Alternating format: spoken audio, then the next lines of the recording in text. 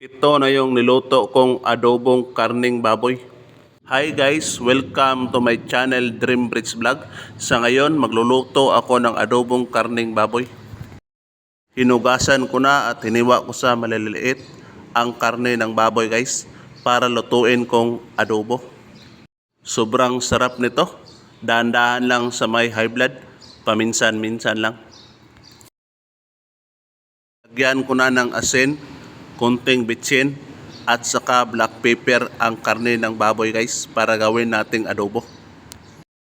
Pinainit ko muna ang kawali na lulutuan natin ng adobong karning baboy. Pagkatapos nilagyan ko ng cooking oil. Konti lang. Nilagyan ko na din ng bawang para lalong sumarap ang adobong karning baboy. Nilunod ko muna ang karning tabang baboy guys. Yung matataba ko ang inuna. Sinabay ko na din lahat. Haluin lang natin ng maayos guys para hindi dumikit sa kalaha. Kayon yun nato og luwag guys para dili gyud mo dikit ang atong adobong karne. Hangtod nga magmantika na siya. Ganon lang gawin natin hanggang sa maluto na ito. Ayan guys, nagsimula nang lumabas ang mantika ng karning baboy guys. Paki-like, subscribe para ma-inspire ako sa paggawa ng video. Ayan guys, unti-unti na nagsimulang mag-golden brown ang ating adobong karne.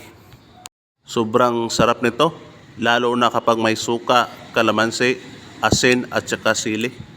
Yun ang favorite kong sausawan guys. Buhay probinsya, lutong bahay talaga, panlasang Pinoy. Ayan guys, unti-unti nang nag-golden brown ang adobong karning baboy natin.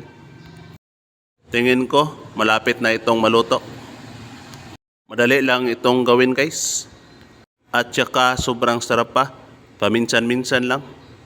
Kasi baka ma-high blood tayo kung araw-arawin natin sa pagkain. Luto na ang adobong karne natin guys. Paki-comment kung taga saang lugar kayo para malaman ko kung saan naabot ang video ko. Subscribe na rin. Pwede ninyo itong subukan guys.